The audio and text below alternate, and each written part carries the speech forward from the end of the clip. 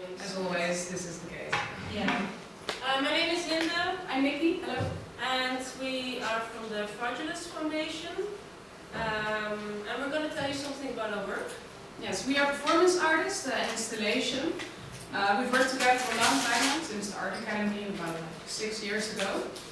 And we're going to start by explaining something about performance art in general, then something about our work, and these are the themes we're going to talk about: reality and art. There's a lot of what we do: identity, Frauduleus, which is our foundation, and Autarc, which is our latest project.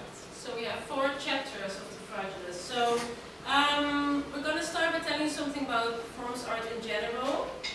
Performance art is about the art of acting, and it kind of comes from political activism. And acting both means like physically doing as playing or pretending. So we have a very nice tradition. One of our big inspirations is the Vienna actionism. And actionism is a different term than activism. So we have artists like... Figuring this thing out. This yes. is also kind of activism, internet. So we have Leda Schwan, which is one of the pieces. So they usually use their bodies as expressionist tools to make some ideas physical, like to make the story physical. So this is about it's an old tale about a lady getting raped by a swan. Yes, and the video is also very graphic. This is kind of Vienna actionism. It's always very intense with the body. It also involves a lot of sex, blood, kind of shock effects. Yeah, this was kind of necessary, way back in the 60s, 70s, 80s when these things were first experienced.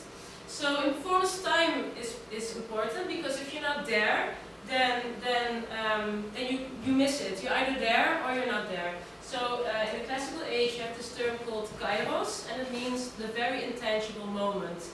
And well, this is why it's a lot of different than, for example, painting or sculpture, because those are made and they exist forever, but a performance is always changeable. So you have to be there and then it's gone. So performance artists are also narrators. So it's always about a story, and also because it's about acting and pretending, we also like to refer to the trickster or the thief, because the main goal is to confuse the audience mainly. So I'll tell you something about our performance. Our performances are mostly interactive. We like to make a world and force our audience into participation. Why we do this is because we like to create these alternative realities. We like to manipulate reality. This is what the reality art is all about for us. So we take something that people know, and then we turn it into something so we confuse them. Like, for example, we have these lecturamas, and lecturamas are absurd lectures. What we give 10-step programs, and this is something that's close to what they know. You all know lecture and self-help books and these things. And we shift it a bit so it gets confusing. So we have some material we want to show you. Unfortunately, it's not working in the presentation, so we're going to look it up on YouTube. And this is an example of one of our lecturamas. It was called An Exercise in Exorcism, and it was a 10-step program how to cast out your inner demons. So, can we... I think it's easier to do it over there. Okay, then you can... Oh yeah. Like this, and then... Escape, you have to press escape. Oh yeah. Like this. And so first you have to... This one. Yeah. Yeah. Okay, so let's see. Yeah, there. Like here? Yeah. Okay. Embrace your inner demon. Tell it you love it and you always have. Because it has not forgotten you like you have forgotten it. Like we discussed before, it is time to turn the tide. It is time to make a choice. Are you your demon, or was it your demon who was awake? Leaving you as merely its vague memories from the dreams it had the other day. Now, repeat after me when we face facts. Look the demon in the eye and say, I owe you. I owe you. I owe you. I owe you.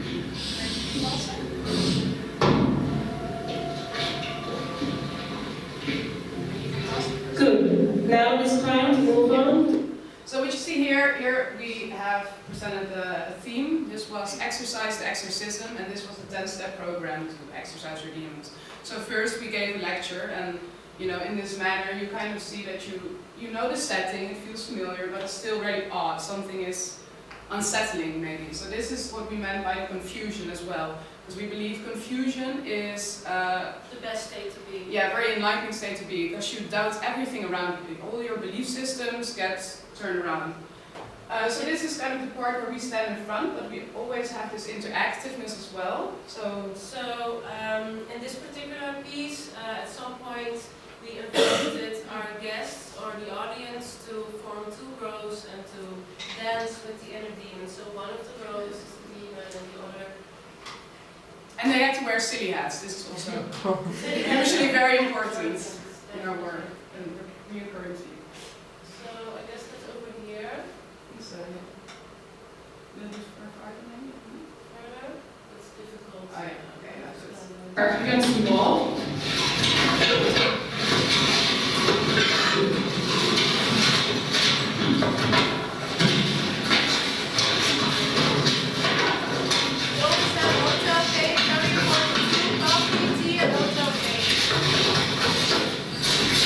Now, if you could please form 2 rows opposite of each other.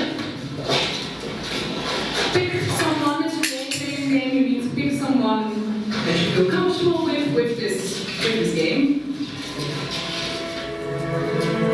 So now, when my client is heading right towards the game, the left row represents the demon. The right row representing yourself. So the person on the right, the one who you see across with the hand, is the embodiment of your inner demon.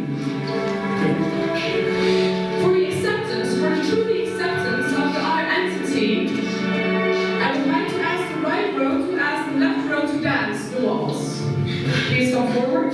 No, the right row has to come to the left row. You have to accept the demon. We always like to add a level of discomfort as well. Please feel free to dance the waltz.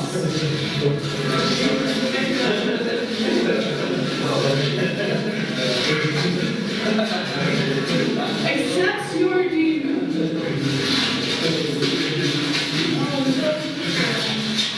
Shine, Core. Shine. We will now start step 5, divide and objectify. So this is, it's nice to see, because this is so unsettling for some people who just come and expect this exhibition or, something. It's not so direct, like looking at paintings and sculptures is fairly easy because it has a certain distance. But if you come into this, a lot of people are really shocked with kind of their perception of what an exhibition or art should be like. So people don't know that they are going to experience this beforehand. So Well, no. No, well, they know they're going to go to a lecturama. Yeah. This is what they know. And they also know the theme, like exercise your exorcism, for example. But you could never expect a waltz. No. no, Yeah. yeah. One can only hope. So these are, and basically all we do is under this lecturama actually, because it's a pretty broad thing. It's just about getting people together in a form that they learn or experience, like these lectures, 10-step programs, also rituals. And also, like, you have the realm of confusion, and this also goes for pseudoscience. We love pseudoscience because it's important to have non-information to get, Yeah, we usually take snippets of what is known, like, Yeah. for example, we did lecturams about quantum physics, but also about magic, and this is about a birthday party, so it can... It can be very practical Yeah. as well. Like this one, we can show you, this is not a performance, this is part of an installation, it's just an instruction video. So we can also have day-to-day themes, so we can show you a bit.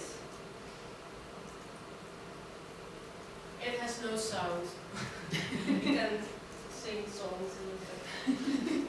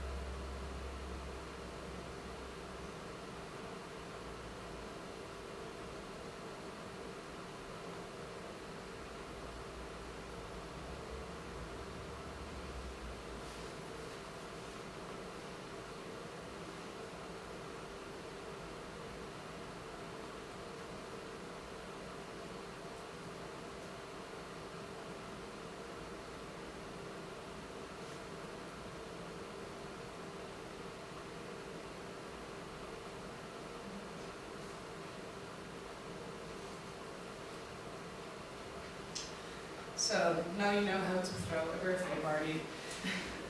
Lately recently we've been very into activism, quite opposite from what we have here. This is quite old already. So now we've been, it's kind of happened when we went, because there's so much wrong these days, it's kind of recurring themes like the crisis, all these political things happening, major political shifts, a lot of right-wing, recurrence. So what we've been doing, we went, last year we went to the Femin bootcamp. I don't know if you know Femin. It's this protest group that protests topless. So they're famous for the movie where one of their leaders, they're from Ukraine, and she has long blonde hair, she kind of looks like a Barbie doll, it's their aesthetic.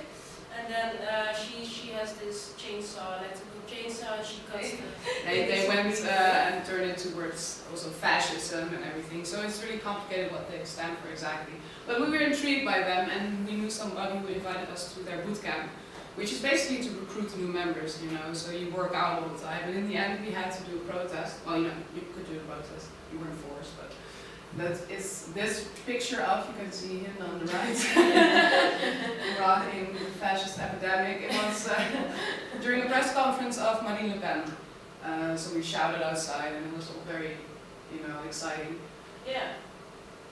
So we learned a lot about activism. Like one of the things was you have to scream the slogan. So you have to rhythmically repeat the slogan.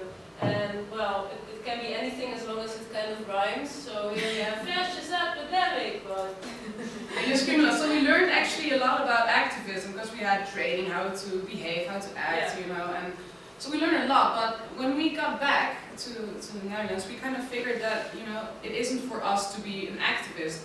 Because there's a lot of, especially with the Femin, there was a lot of points we did disagree on, and well, because we are artists, and especially us, we always have kind of this abstract way of thinking, and a lot of maybes, and I don't know, and it's they're very dogmatic. Activists have to be dogmatic. So we would be bad protesters. We figured out, because you cannot hold a sign up that says, I don't know, the other guy might have a point. So we figured, but we did like this protesting and this kind of energy that comes with it, and we do think that there's a lot of things wrong, it could be different. So we discovered something that's called New Age activism. Here's another picture of us listening to the rules they explain at the Femin headquarters in Paris. So your little girls. Now we have to go back to the YouTube stuff. Oh yeah. So, where was it? Yeah, New Age activism. So we like this energy, and we decided, let's get this activism and turn it into, our work. Let's keep it personal. So we decided that we would protest, but then without a cause, So we scream the slogans, and we have this energy going, but then not saying really anything. And we really like this. So there's a clip of this. This was during an exhibition of us, a project. It was a few weeks ago in an empty building. Yeah. And well, we just had this idea. We wanted to storm Art Rotterdam, and we wanted to break in there and just riot there. Yeah, because we think it's a bit too boring. Yeah. And it is really, stands so far, far away from art. So also part of art. That's the funny thing actually, because we were kind of the counterculture thing of Art Rotterdam, but they didn't really care. I don't think they even knew us, So, and we got kind of pissed about this. And then we had this boat, and this boat was bringing guests from Art Rotterdam Art Fair to our work, back and forth. So one day we decided, okay, let's go. We're going to go on the boat, we're going to ride, and we're going to break in there, see what's going on. And unfortunately, the main material got... Yeah, the images from inside the building got deleted. Yeah, Cool. of course. So here's this moving on the boat with our flags. We are the New Age!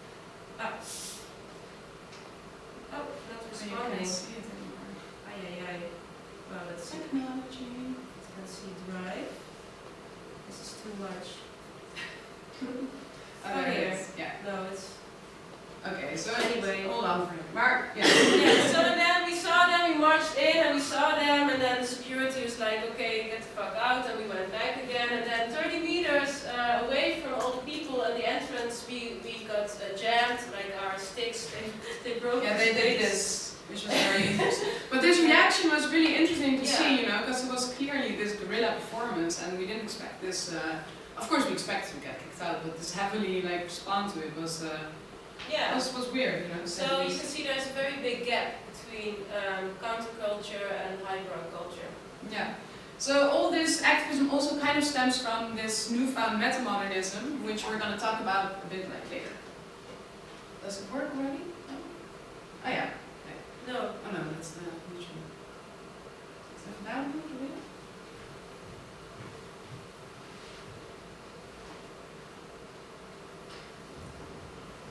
Oh. Oh yeah. Als ik hier gaan. Yeah. Oh. Yay. Is this? Yeah. Okay. Oh.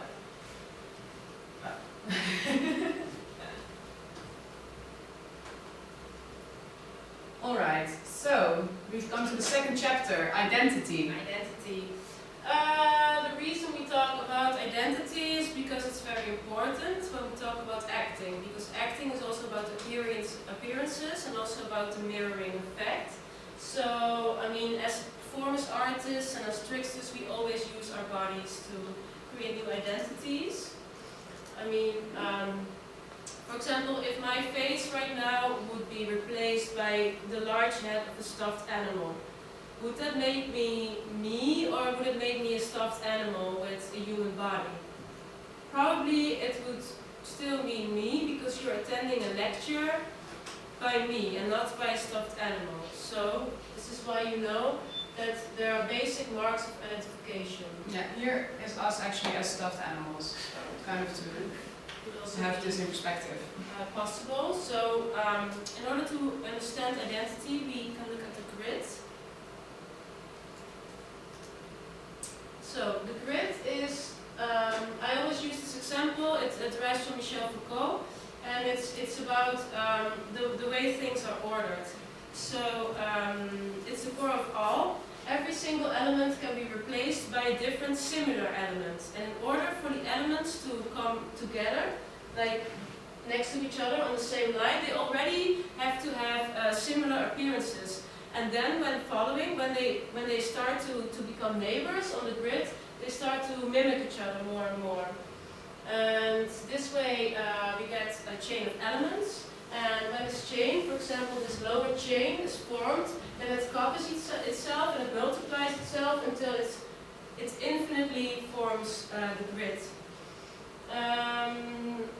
Well, You can see this kind of like context, you know, like for example, how you all sit here, you have the same grid, like you all do the same studies, you know, so this makes you kind of the same persons. Of course, you can get the grid as wide or as narrow as you would like, but still you belong to a certain kind of context that you can't shake, ever. so these basic marks of identification, those will always be the same, but the elements that you put into them, those can change. For example, you can see the image of a king. Here, you see the image of a king, and this one has a cloak, and it has a golden pointy crown. But this one has a shirt, no, sash, yeah, and a military jacket and some golden medals. We both know, like both of these images still look like a king because they have the basic marks of identification that always remain the same. For example, a strong, powerful look, and kind of this heroic male Kind embodiment. of these postures as well. Yeah.